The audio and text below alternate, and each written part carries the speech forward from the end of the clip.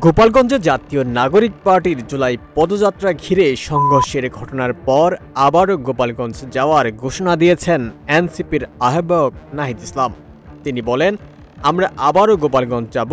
আমরা জীবিত থাকতে গোপালগঞ্জের প্রত্যেকটা উপজেলায় প্রত্যেকটা গ্রামে কর্মসূচি করব।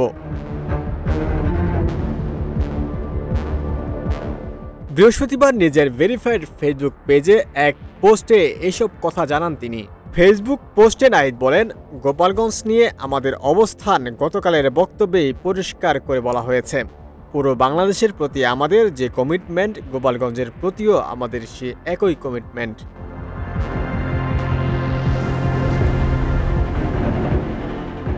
তিনি আরও বলেন, গোপালগঞ্জের অধিবাসীদের প্রতি রাজনৈতিক বৈষম্য আমরা বিরোধিতা করি। গোপালগঞ্জ ও পুরো বাংলাদেশকে আমরা মুজিববাদী সন্ত্রাস ও ফেসিবাদ থেকে মুক্ত করব। আওয়ামী লীগ যুগের পর যুগ ধরে গোপালগঞ্জের মানুষের জীবনকে বিপন্ন করেছে, মুক্তিযুদ্ধকে কুলুষিত করেছে এবং সনাতন ধর্মাবলম্বীদের সাথে বেইনসাফি করেছে। আমরা বলেছি, আমরা এই পরিস্থিতির পরিবর্তন ঘটাবো।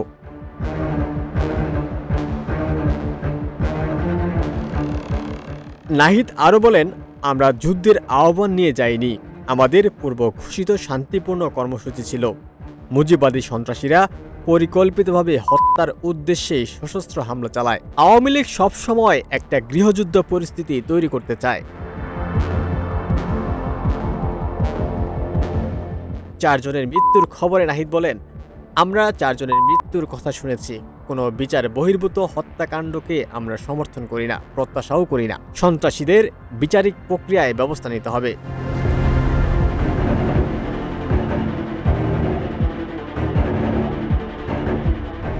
এদিকে গোপালগঞ্জে জাতীয় নাগরিক পার্টির জুলাই পদযাত্রা ঘিরে সংঘর্ষের ঘটনায় আজ বৃহস্পতিবার সকাল পর্যন্ত কোনো মামলা হয়নি।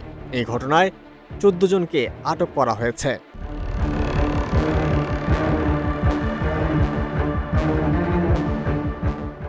এর আগে গতকাল এনসিপির জুলাই পদযাত্রা ঘিরে দিনভর দফায় দফায় হামলা, ভাঙচুর, অগ্নিসংযোগ ও ককটেল বিস্ফোরণের ঘটনা ঘটে। হামলাকারীদের সঙ্গে আইন শৃঙ্খলা রক্ষাকারী বাহিনীর সংঘর্ষে 4 জন নিহত এবং অন্তত 9 জন গুলিবিদ্ধ সহ অর্ধশতাধিক ব্যক্তি আহত হন। এই ঘটনার পর কারফিউ জারি করা হয়েছে। আজ সন্ধ্যা পর্যন্ত কারফিউ বলবৎ থাকবে।